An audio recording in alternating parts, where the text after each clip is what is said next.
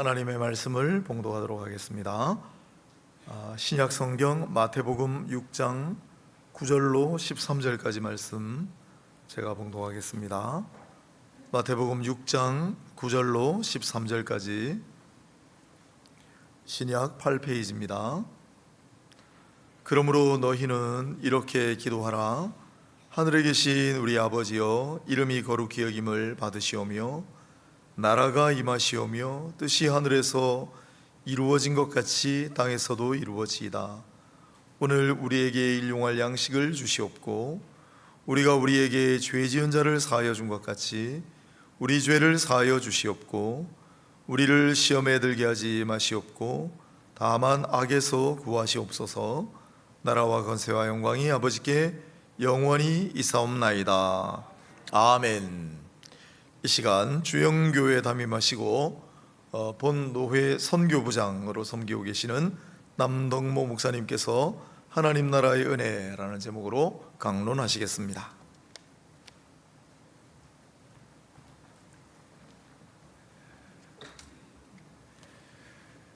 네, 오늘 예배 오신 우리 성도님들, 하나님의 풍성한 은혜가 넘치기를 소원합니다. 우리 옆에 분들하고 활짝 웃으시면서 축복하며 인사하기로 합니다. 하나님 나라의 은혜가 넘치기를 소원합니다. 우리 성도님들 삶 가운데, 그리고 온천제일교회 공동체 가운데 하나님 나라의 은혜가 풍성하게 넘치시길 예수님의 이름으로 축복합니다. 우리가 읽고 있는 성경 창세기부터 요한계시록 전체 내용에서 가장 중요한 주제는 하나님의 나라입니다. 이 하나님 나라의 중심에 있는 분이 예수 그리스도시죠. 그래서 예수 그리스도를 중심으로 하나님의 나라가 든든히 세워지고 예수 그리스도를 중심으로 하나님의 나라가 확장이 됩니다. 지금 우리가 이 자리에 모여서 예배드리는 이곳을 하나님의 나라가 임했다라고 말할 수 있습니다. 그리고 내일부터 우리 성도님들 주중에 사회에 나가서 생활하실 것인데 그곳에도 우리가 하나님을 예배드리고 하나님을 찬양한다면 우리의 삶의 여정에서도 하나님의 나라가 임했다라고 말할 수가 있습니다. 하나님의 나라는 어떤 특정한 정해진 지역이 하나님의 나라라고 성경은 말하지 않습니다. 하나님의 나라는 하나님께서 임재하시고 하나님의 임재를 사모하는 하나님의 백성이 강구하는 그곳이 바로 하나님의 나라라고 말합니다. 그래서 예수님은 누가복음에서 이렇게 말합니다. 하나님의 나라는 너희 안에 있다. 어디에 있다고요?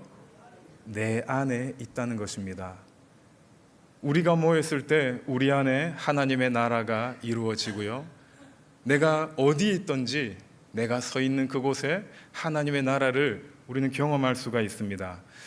제가 듣기로는 올해 초부터 우리 선교사님을 후원하시기로 작정하셨고 이제 그때는 시간이 안 되었고 오늘 이제 파송 예배 드릴 시간이 되어서 파송 예배를 드린다는 것을 들었습니다.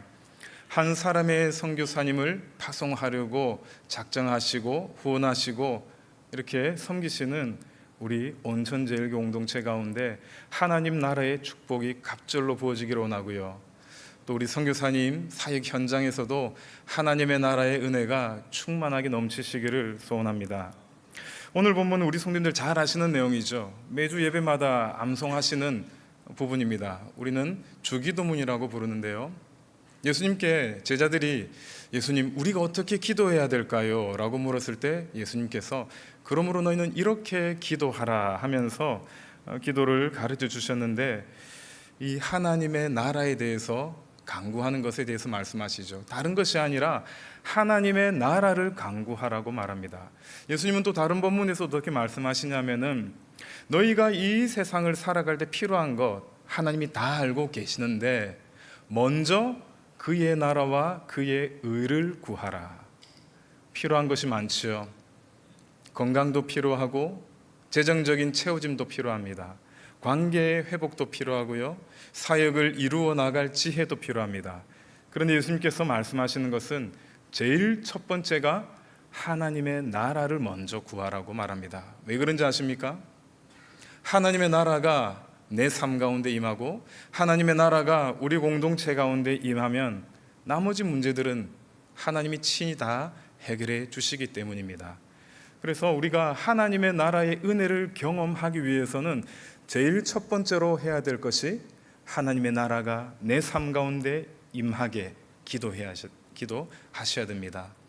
우리 공동체 가운데 하나님의 나라가 먼저 임하도록 간구할 때 하나님의 나라의 축복이 우리 모든 성도들에게 부어질 것입니다. 10절 말씀 우리 같이 한번 읽어볼까요? 나라가 임하시오며 뜻이 하늘에서 이루어진 것 같이 땅에서도 이루어지이다. 제일 첫 번째 예수님께서 제자들에게 가르친 것이 하나님 나라가 임하도록 기도하라는 것입니다. 성님들, 교회의 머리는 누구시죠? 예수 그리스도지죠. 그러면 교회를 다스리시고 우리 공동체를 인도하실 분은 누구십니까? 예수 그리스도시죠. 하나님의 나라가 임한다는 건 어려운 일이 아닙니다. 하나님의 나라가 임하는 것은 우리의 머리가 누구라는 것을 인정하는 것입니까? 예수 그리스도가 우리 공동체의 머리라는 것. 우리 공동체를 이끄실 분은 예수 그리스도라는 것을 인정할 때 하나님의 나라가 임합니다. 너무 쉬운 진리지 않습니까? 그런데 가만히 돌아보면 어떻습니까? 교회의 머리가 예수님이시고 예수님께서 우리를 인도하시는데 교회에 어려움이 있습니까? 어려움이 없습니까? 과거로부터 지금까지 교회는 많은 어려움을 겪어왔습니다. 대표적으로 고린도 교회를 예로 들 수 있죠. 고린도전서를 읽으면은 누구나 다 마음이 무거워질 겁니다. 1장 1절부터 시작되며 은혜를 구하고 있지만 그 내용들은 과연 고린도 교회가 하나님의 나라가 맞는가? 이런 생각을 할 정도로 좋지 못한 부정적인 내용이 참 많습니다. 근데 여러분, 고린도 교회는 바울이 복음을 전했던 그 선교 여행 때 그 어떤 지역보다 오래 머물렀던 지역입니다. 그 말은 하나님 나라의 말씀을 바울이 더 많이 전했던 지역입니다.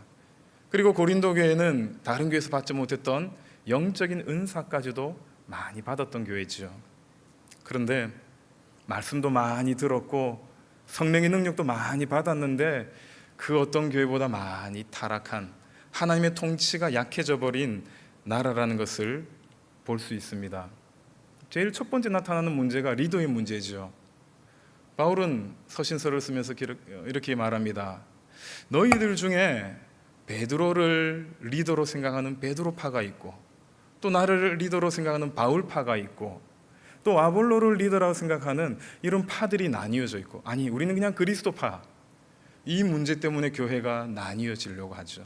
분열되려고 하고 있습니다. 여러분, 베드로 괜찮은 하나님의 사도 아닙니까? 열정이 있지 않습니까? 바울도 어떻습니까? 열심히 특심한 존재가 바울 아닙니까? 괜찮은 리더입니다. 아볼로는 바울과 베드로를 섞어 놓은 것 같은 그들의 각각의 장점을 다 가지고 있는 탁월한 리더입니다. 좋은 리더들이 고린도 교회에 있었는데 왜 문제가 일어나는 것이죠? 성도들의 마음속에 교회 리더가 예수님이라는 것이 희미해진 것이죠. 내가 생각할 땐 베드로가 참된 리더다. 예수님의 자리에 사람을 앉히기 시작합니다. 우리 교회는 누군가가 리더가 되어야 된다. 우리 공동체는 누군가가 리더가 되면 괜찮을 것이다. 사단이 주는 시험에 빠지는 것입니다. 여러분, 그 조직에 누가 리더가 되어야 됩니까? 예수님이죠.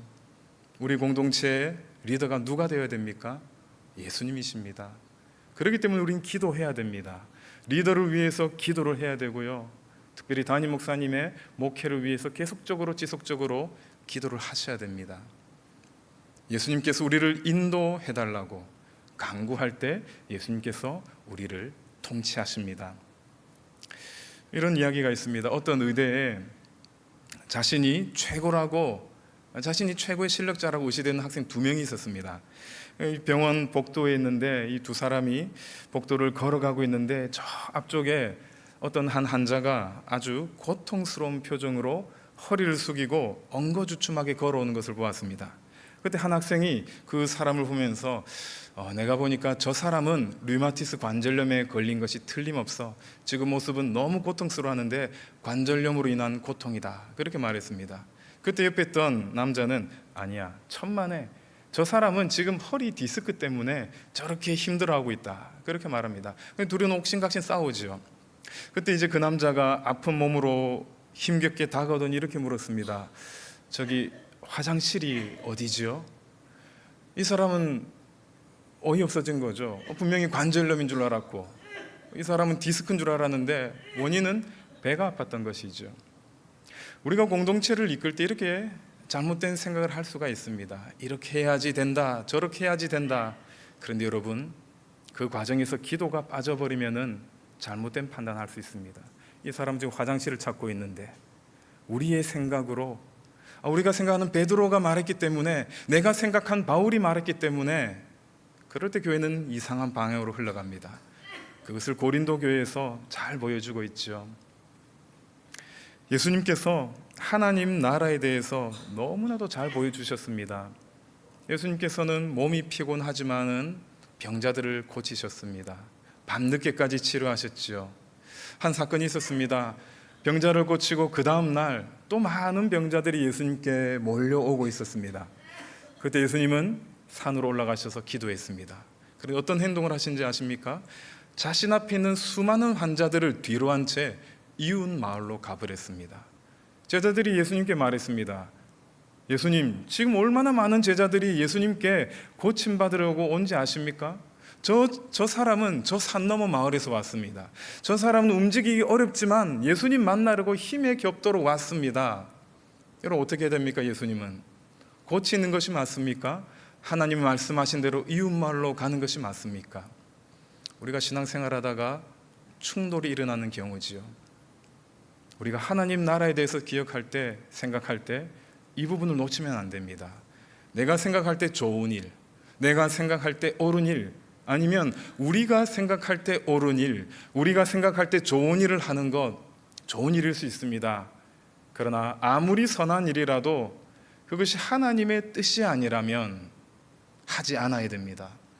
왜냐하면 예수님이 그렇게 하셨으니까요. 수많은 환자들 어렵고 힘들게 왔지만 예수님이 들은 응답은 이웃 마을에 가서 병자를 고치라. 이것이 하나님 나라의 통치 방법이십니다. 내가 생각할 땐 이걸 해야 되는데, 이걸 해야지 되는 데가 아니라 하나님 그거 하시라면 이거 내려놓겠습니다. 두 손에 쥔 거 다 내려놓고 하나님 말씀하신 대로 가서 사명을 감당하는 것, 그것이 바로 하나님 나라가 임하는 것입니다. 여러분, 우리가 하나님 말씀에 순종할 때 하나님의 은혜가 부어집니다. 우리 온천제일교회 가운데 하나님의 나라의 은혜가 부어지기 위해서는 먼저 하나님의 통치가 온전히 이루어져야 됩니다. 하나님 말씀하신 것에 우리가 귀를 기울일 수 있어야 되고요. 우리가 기도하는 가운데, 말씀 보는 가운데 하나님의 뜻이 무엇인지 분별할 수 있어야 됩니다. 내 마음에 드는 것, 나를 감동시키는 것, 그것이 우선이 아닙니다. 하나님께서 말씀하신 하나님의 명령, 그것을 지킬 때 하나님의 통치가 이루어집니다. 여러분, 하나님께서 다스리실 때 바울이 어떻게 고백했는지 아십니까? 깊도다 하나님의 지혜요. 바울도 상당히 지혜로운 엘리트 아닙니까? 당대 네노아라고 하는 엘리트 중에 한 사람입니다. 그런데 바울이 고백했습니다. 내가 생각한 대로 하지 않고 하나님이 말씀하신 대로 순종했더니 하나님의 지혜가 이렇게 깊었는 줄 몰랐구나. 하나님 말씀대로 순종하지 않았다면은 하나님의 지혜를 경험하지 못했을 것이고, 바울이 생각하는 대로 행동했다면은 하나님의 역사는 나타나지 않았을 것인데, 하나님께서 말씀하신 대로 지금 내 눈앞에 있는 수많은 치료자들을 치료하지 않고 이웃 마을로 갔을 때 하나님의 더 깊은 지혜를 경험했던 그런 고백을 바울이 했던 것 아니겠습니까? 우리 성도님들께서 하나님 나라가 어떤 것인지, 그 하나님의 통치를, 그 은혜를 경험하실 수 있는 공동체가 될 수 있기를 원합니다. 하나님께서 다스리시고 하나님께서 인도하시면 우리에게 다가오는 문제는 더 이상 문제가 안 될 것입니다. 하나님이 통치하시니까요. 하나님이 책임지실 것이니까요. 하나님이 이끄시는 대로 따라가는 사람들은 하나님이 어떤 상황이 있더라도 지키시고 보호하십니다. 그것이 출애굽기 광야의 예정에 있지 않습니까? 하나님 말씀대로 순종하고 따라갔던 이스라엘에게 날마다 만나로 채워주시는 하나님의 통치 아래 있을 때 그들은 부족함이 없었습니다. 옷도 헤어지지 않습니다. 건강도 잃어버리지 않습니다. 그러나 하나님의 말씀으로 벗어났을 때, 말씀에서부터 벗어나기 시작했을 때 여러 가지 어려움이 생기죠. 자신들이 생각할 땐 이 리더가 탁월하됐을 때 그 리더를 따랐던 사람들 멸망의 길로 떨어져 버리지 않습니까? 하나님의 나라를, 은혜를 사모하신다면 우리가 먼저 해야 될 것이 하나님, 내 삶을 주관해 주십시오. 내 삶을 다스려 주십시오. 우리 공동체 가운데 하나님 나라의 은혜를 경험하시기로 한다면 우리가 합심해서 기도하는 가운데 하나님, 우리 공동체를 다스려 주십시오. 그리고 우리는 그 다스림에 순종할 수 있는 순종의 지혜와 힘을 주십시오. 이러한 하나님께서 다스리는 은혜가 부어지면 이제 어떤 은혜가 우리에게 임하냐면요, 일용할 양식이 채워집니다. 11절 말씀 우리 같이 합독하도록 하겠습니다. 같이 읽겠습니다. 시작.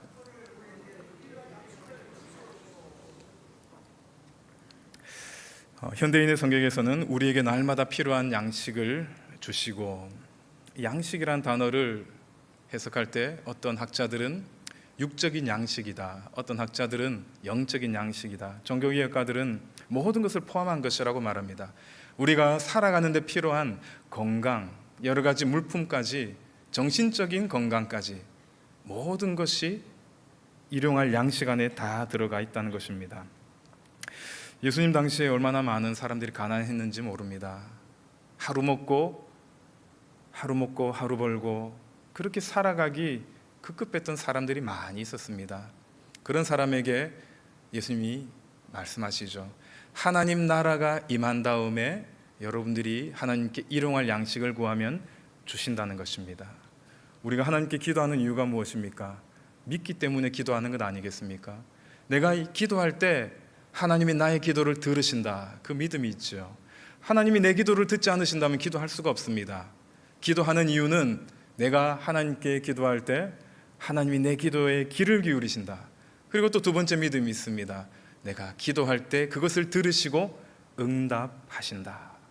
내 삶 가운데 하나님이 주인이 되시고 하나님의 통치가 있을 때 이제 필요한 것을 아뢰는 거죠.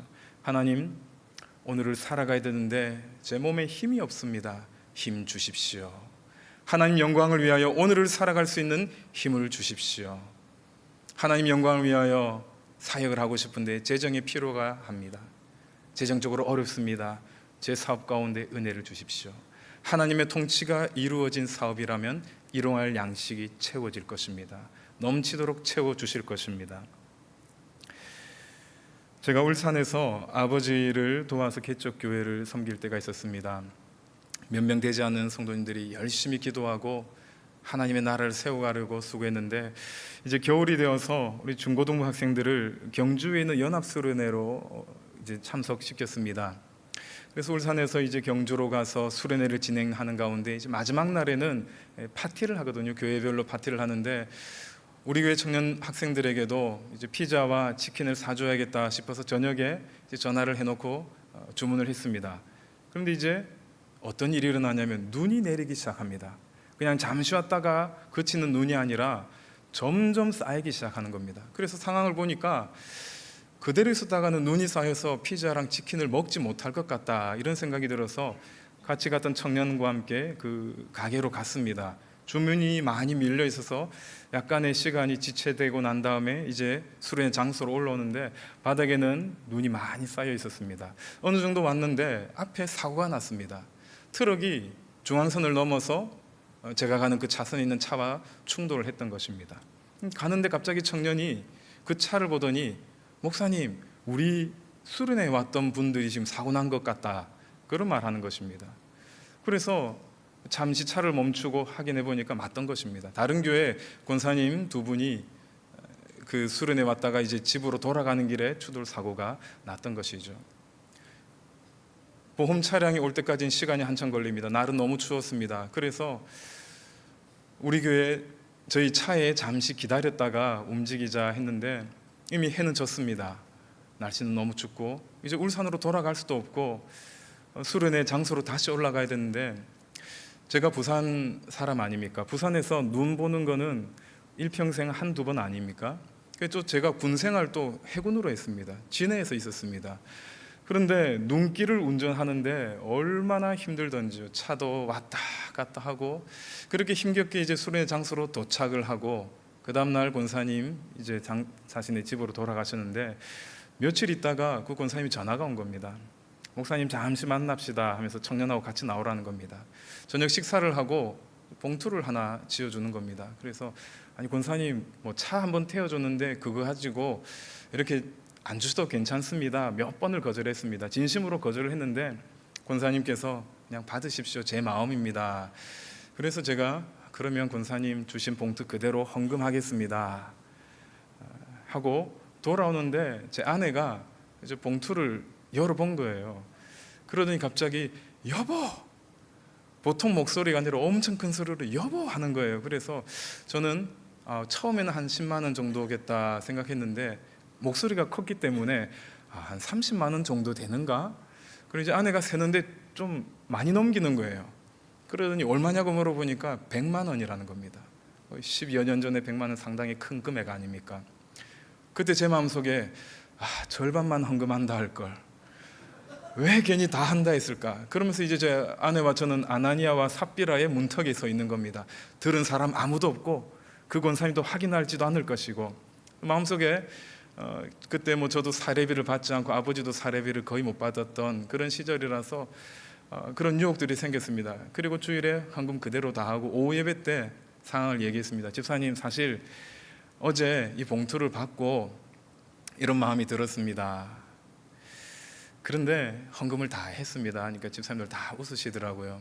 그 주간 어떤 일이 있었냐면은 저희 교회 음향기기 이제 작은 교회라서 믹서하고 앰프가 같이 일체형인데 그게 고장 나버린 겁니다. 다시 구입하려고 하니까 금액이 100만 원이더라고요. 일용할 양식. 우리 교회는 그런 헌금이 없습니다.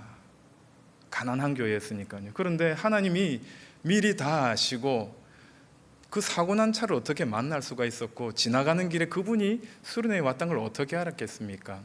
만나게 하시고 일부러 눈에서 또 차를 몇 번 흔들어 주시니까 그 권사님들도 힘들게 운전해 주셨구나 하면서 마음에 감동을 주셨고 그래서 새로운 음향기기로 교체하는 일들이 일어났습니다.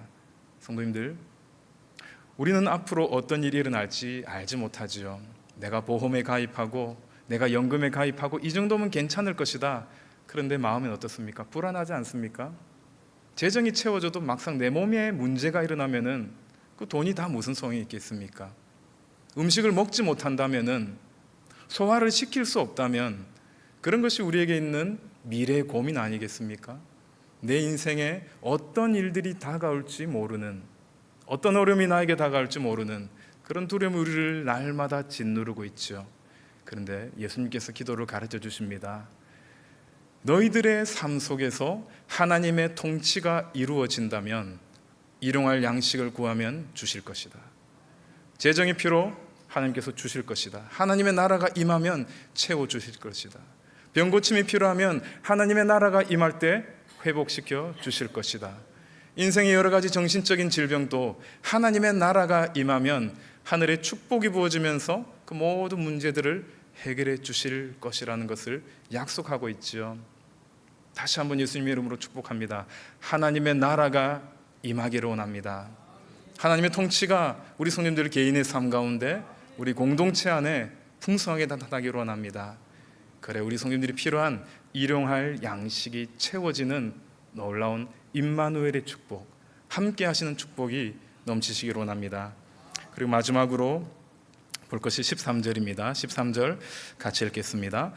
우리를 시험에 들게 하지 마옵시옵고 다만 악에서 구하시옵소서. 나라와 권세와 영광이 아버지께 영원히 있사옵나이다. 아멘.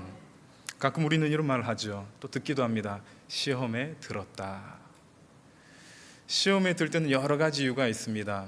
이 세상을 살아갈 때, 세상의 삶이 마음대로 되지 않을 때, 교회 공동체에서 사역을 할 때, 어려운 일이 일어났을 때, 사단이 나에게 여러 가지 유혹으로 유혹했을 때 빠져서 함정에서 시험에 들기도 하죠. 하나님께서 테스트를 하시는데 이 테스트를 이기지 못해서 시험에 빠질 수 있습니다. 다양한 인생의 어려움들이 우리를 시험 가운데로 몰고 우리를 좌절하게 만듭니다. 조지 물러라고 하는 분은 우리가 잘 아는 분이죠. 날마다 기도하는 가운데 하나님의 채우심을 경험한 위대한 기도의 그리고 고아의 아버지 아닙니까? 그러나 여러분, 그 과정이 얼마나 힘듭니까? 기도하면 응답해 주시는 건 알고 있지만 기도하는 그 과정 얼마나 어렵습니까?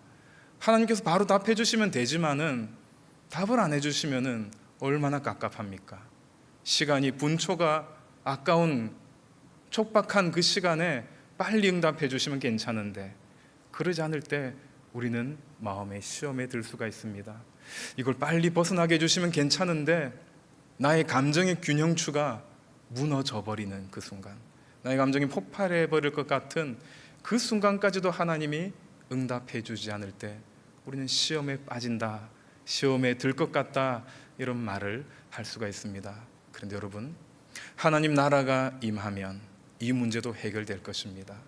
하나님께서 일용할 양식을 채워주시는 것을 날마다 경험하기 때문에 지금 나에게 다가오는 인생의 시련들, 그것이 질병일 수도 있을 것이고 관계의 문제가 될 수 있을 것이고 사역의 문제가 될 수 있을 것인데 그 다양한 시험들, 그것은 시험이라고 부를지 모르지만은 하나님의 나라가 임한 자에게는 하나님의 능력을 경험할 수 있는 기회가 될 것입니다.